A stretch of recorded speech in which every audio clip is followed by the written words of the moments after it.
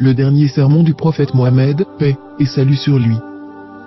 Peu de temps avant sa mort, et alors qu'il faisait le pèlerinage à la Mecque, le prophète Mohammed, paix et salut sur lui, a prononcé un sermon qui allait par la suite être connu sous le nom de « dernier sermon du prophète ». Ce dernier sermon n'était pas qu'un rappel destiné à ses fidèles, mais aussi un important avertissement. Il confirmait également la fin de sa mission prophétique. Le prophète Mohammed, paix et salut sur lui, a prononcé son dernier sermon au cours du pèlerinage de l'an 632, au 9e jour du mois de Dhul-Hijjah, qui est le 12e mois du calendrier lunaire. Il se tenait sur le mont Arafat, devant des milliers de musulmans. Après avoir loué et remercié Dieu, le prophète, paix et salut sur lui, a déclaré : Ô peuple, écoutez-moi attentivement, car je ne sais pas si, après cette année-ci, je serai encore parmi vous.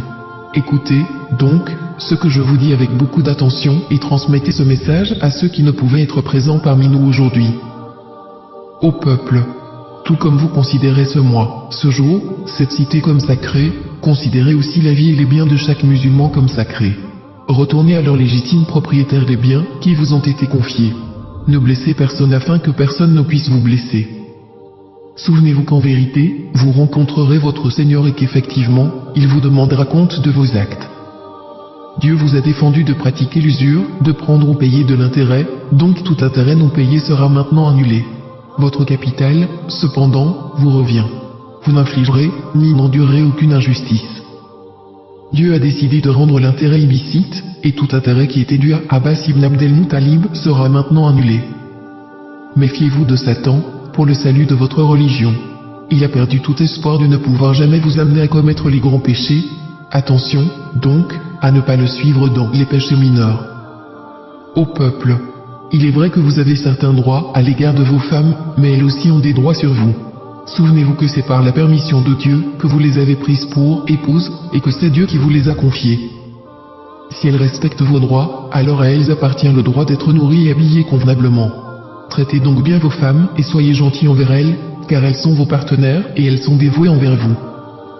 Il est de votre droit qu'elles ne se lient pas d'amitié avec des gens que vous n'approuvez pas et qu'elles ne commettent jamais l'adultère. Ô peuple, écoutez-moi bien, adorez Dieu, faites vos 5 prières quotidiennes, jeûnez pendant le mois de Ramadan et donnez votre richesse en zakat. Accomplissez le pèlerinage si vous en avez les moyens. Toute l'humanité descend d'Adam et Ève. Un arabe n'est point supérieur à un non-arabe, et un non-arabe n'est point supérieur à un arabe, et les blancs ne sont point supérieurs aux noirs, de même que les noirs ne sont point supérieurs aux blancs. Aucune personne n'est supérieure à une autre, si ce n'est en piété et en bonnes actions. Vous savez que chaque musulman est le frère de tous les autres musulmans. Vous êtes tous égaux. Vous n'avez aucun droit sur les biens appartenant à l'un de vos frères, à moins qu'on ne vous ait fait un nom librement et de plein gré. Par conséquent, ne soyez pas injustes les uns envers les autres. Souvenez-vous, un jour vous vous présenterez devant Dieu et répondrez de vos actes. Prenez garde, donc, ne vous écartez pas du droit chemin après ma mort. Ô peuple, aucun prophète ni messager ne viendra après moi, et aucune nouvelle religion ne naîtra. Raisonnez bien, ô peuple, et comprenez bien les mots que je vous transmets. Je laisse derrière moi 2 choses, le Coran, et mon exemple, la Sunna. Et si vous les suivez, jamais vous ne vous égarerez. Que tous ceux qui m'écoutent transmettent ce message à d'autres, et cela à d'autres encore, et que les derniers puissent le comprendre mieux que ceux qui m'écoutent directement. Sois témoin, ô Dieu, que j'ai transmis ton message à tes serviteurs.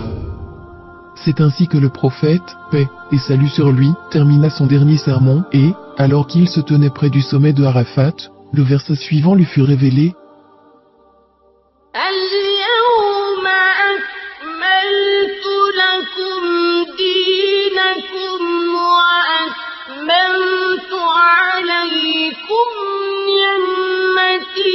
ورضيت لكم